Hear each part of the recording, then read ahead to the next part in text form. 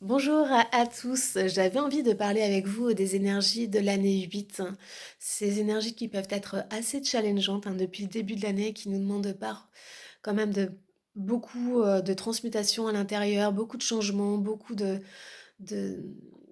d'arriver à une autre version de nous-mêmes en fait, complètement différente de la personne que l'on était jusqu'à présent. Donc ça peut amener pas mal de chaos, en nous et autour de nous. Donc des deuils qui peuvent être, symboliques ou réels, des blocages, des stagnations pour amener l'être à changer véritablement. Parce que cette année 8, c'est aussi, selon la carte du tarot, la justice. Donc où est-ce qu'on en est dans nos vies pour que les plateaux de la balance soient en équilibre? Est-ce qu'il y a des plans ou des pans qui sont défavorisés par rapport à d'autres? Est-ce qu'il y a des plans sur lesquels j'ai porté beaucoup plus mon attention au détriment de certains aspects de ma vie? Et je trouverais ça intéressant que chacun puisse se poser cette question et surtout, la question la plus importante pour moi, à mon avis, c'est euh, vers quoi vous avez envie de vous tourner? Quel est le chemin de votre cœur? Quel est le chemin de votre âme? Et qu'est-ce que vous avez envie de manifester? Si cette année 8, c'est une énergie d'abondance, de manifestation, et que l'on n'a pas ça jusqu'à présent, c'est qu'est-ce qui va pas? Qu'est-ce qui va pas dans ma vie?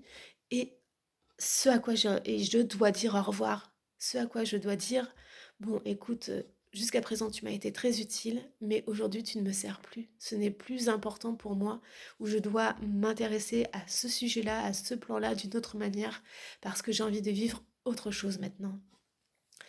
Hem, c'est vraiment je pense, ce qui nous est demandé de choisir. Vraiment cette petite voix à l'intérieur qui nous parle depuis tant d'années, depuis tant de mois et qui à chaque fois on a préférer, favoriser, le plan du confort en fait, le chemin qu'on a toujours suivi et que et au détriment de ce qui nous animait véritablement en fait. Et je pense que ça parle beaucoup de qui l'on a été, du petit enfant que l'on a été avec nos parents. Alors je jette pas le blâme sur les parents, c'est pas ça l'idée, parce qu'eux-mêmes ont suivi un schéma qui appartenait à leurs propres parents et et ça remonte et ça remonte. Et c'est en lien avec des transmissions qui sont transgénérationnelles et inconscientes, en fait. On est dans un système de loyauté, dans un système de de conformité en fait avec nos schémas parentaux parce qu'on n'a pas du tout envie de s'en détourner. Et si on s'en détourne, c'est par complète opposition. Et ce qui est, à mon avis, est complètement aussi délétère et ce qui ne fait pas choisir non plus le chemin du cœur. Soit d'être en conformité, d'être sur la ligne, sur le rail, ou soit d'être complètement à l'opposé, d'être en rébellion. Je pense que l'un et l'autre se valent pas. C'est je Là, aussi, parce que c'est un peu mon truc, mais c'est de choisir la voie du milieu, c'est choisir la voie de qui je suis. Et ça demande beaucoup d'introspection, de compréhension, de retour à soi, pour comprendre cette personne que je suis et que je n'ai pas manifestée jusqu'à présent.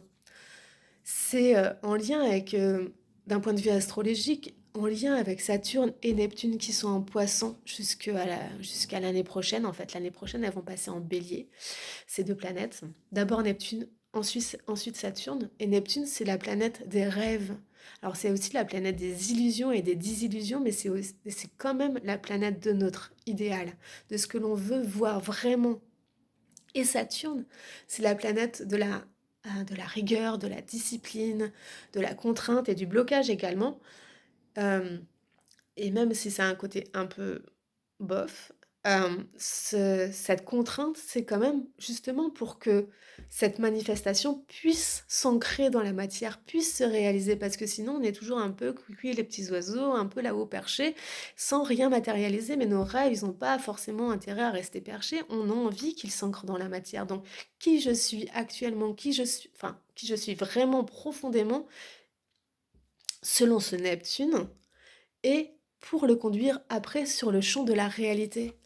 Et je pense que c'est de ça que ça parle beaucoup, ces blocages ou je ne sais plus qui je suis, j'ai l'impression de passer dans une espèce de machine à laver en mode essorage, mais tout va bien en fait, malgré tout, malgré les crises. Et et je vous dis ça aussi parce que je comprends complètement, mais je pense que plus on choisit la personne que l'on est à l'intérieur de nous et malgré tout, même si l'on vit des crises, même si parfois on a l'impression de ne pas pouvoir s'en sortir, on va s'en sortir, parce qu'il y a cette vie en nous qui vit qui vit.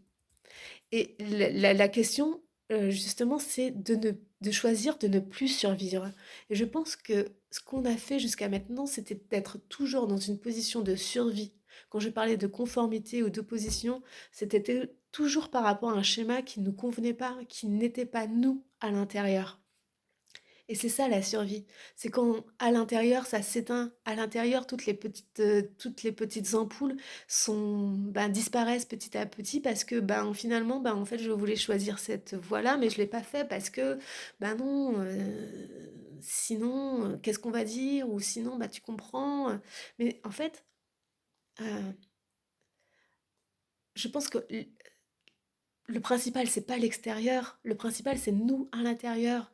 C'est c'est pas le tu comprends, oui, mais c'est qu'est-ce que j'ai envie de faire et comment je me responsabilise moi pour avancer. Et personne d'autre à l'extérieur pourra nous dire ce que j'ai à faire, ce que je dois faire. On peut solliciter des conseils, mais en fonction de ce qui nous semble être juste, de ce qui nous semble être bon pour nous. Ce sont juste des conseils et des points de vue. Mais nous, ce qu'on applique, c'est véritablement ce qui vibre à l'intérieur, ce qui fait vibrer notre corde. Mmh.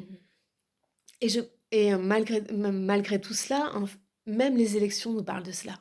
C'est qu'est-ce qu'on veut voir dans le monde, qu'est-ce qu'on veut voir pour notre France, qu'est-ce qu'on veut voir pour notre nation, qu'est-ce qu'on veut voir pour notre famille qui est la France, cette terre qui a choisi de nous accueillir, sur laquelle nous sommes descendus. Par choix ou par choix d'ailleurs.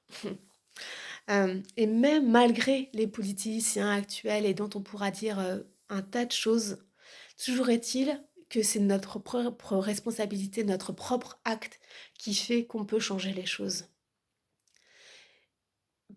Par exemple, si je choisis de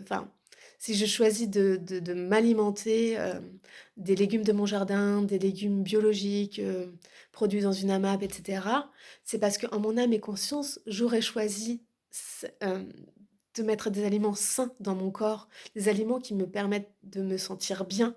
Si je choisis d'être en relation avec des personnes plutôt que telle autre, c'est pas contre ces personnes, mais c'est plutôt pour moi. Qu'est-ce que je choisis pour moi, pour être en accord avec qui je suis et pour évoluer tel que j'ai envie d'évoluer. Euh, et je pense que par extension, ça peut aller dans un tas de domaines également. Donc, je pense que qu'est-ce que l'on a envie pour notre France? Qu'est-ce que toi, tu as envie pour ta France? Euh, et je pense qu'il faut ensuite poser des actes en fonction de ce que l'on a envie de réaliser. Et, euh, Et pour moi, ça, c'est aussi la spiritualité. La spiritualité, c'est à partir du moment, selon moi, où l'esprit entre dans la matière, où l'esprit d'abord entre dans la conscience pour ensuite entrer dans la matière. C'est qu'est-ce que j'aurais décidé, qu'est-ce que j'aurais conscientisé de ce que je veux, de ce que je suis, de là où j'ai envie d'aller, et quel acte je pose derrière. Et pour moi, ça, c'est la spiritualité.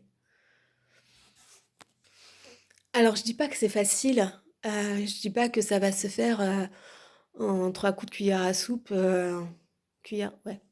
Hem Et que l'on va tout changer, mais je pense que c'est par des petites prises de conscience, des petites prises de conscience, des petits actes qu'on peut changer des choses, qu'on peut, manifester. Mais je pense que le principal, c'est de se dire que non, c'est pas compliqué. C'est, hem, vraiment être dans une clarté par rapport à qui je suis, ce que je veux et là où je veux aller. Et OK, il y a eu des choses qui ont été difficiles pour chacun dans chacune de nos vies en fait, dans chacune des vies de vous qui me regardez là actuellement. Je pense que enfin, ça a été facile pour personne. Tout le monde vit des épreuves, tout le monde vit des deuils, tout le monde ça fait partie de ce que nous, on a à vivre. Mais en fait, c'est notre choix ensuite de rester cantonné à ces moments de crise, à ces choses où on n'a pas envie d'avancer, ou ces choses où on se dit: «Non mais moi j'y peux rien, je peux rien faire, de toute façon c'est pas moi qui décide». Mais si, on peut faire des petits actes et des petits actes et des petits actes et des petits actes et tous ces petits actes vont ensuite, pour nos propres vies, font faire des choses beaucoup plus importantes, vont avoir des beaucoup plus de retentissement. Si chacun s'écoute selon la voix du cœur, il y a plus de chances quand même qu'on soit véritablement heureux et qu'ensuite, d'autres personnes de notre entourage puissent suivre cette voix du cœur et que ça fasse des petits, en fait. Et moi, c'est ça, heu, ce que je prône, en fait, c'est vraiment de choisir, la voie du discernement, je dirais.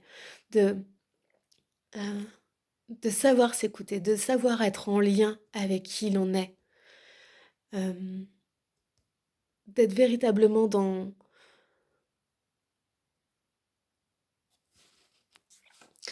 d'être véritablement dans une voie d'alignement entre ce que je pense, ce que je fais, ce que j'ai envie de faire et voilà, je sais pas, peut-être ça va vous parler, peut-être pas, tout est juste.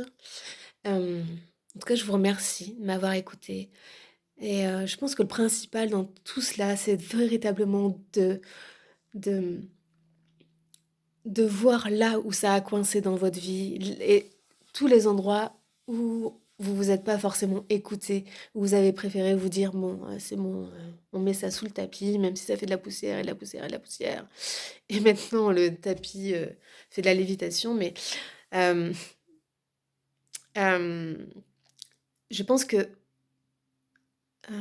véritablement, c'est où est-ce que vous en êtes dans votre vie et là où vous vous êtes pas forcément écouté. Et je pense que plus vous allez pouvoir regarder où vous êtes pas forcément écouté, plus il y aura des, choses qui vont s'éclaircir et des choses qui vont se libérer. Donc voilà. Peut-être, cela va vous parler, comme je disais ou pas. Je reste à votre écoute s'il y a besoin, de revenir sur certains aspects et puis hésitez pas à mettre des commentaires, à mettre des, likes ou abonnez-vous peut-être si, cela vous donne l'envie d'écouter d'autres de mes partages. Merci beaucoup et à bientôt.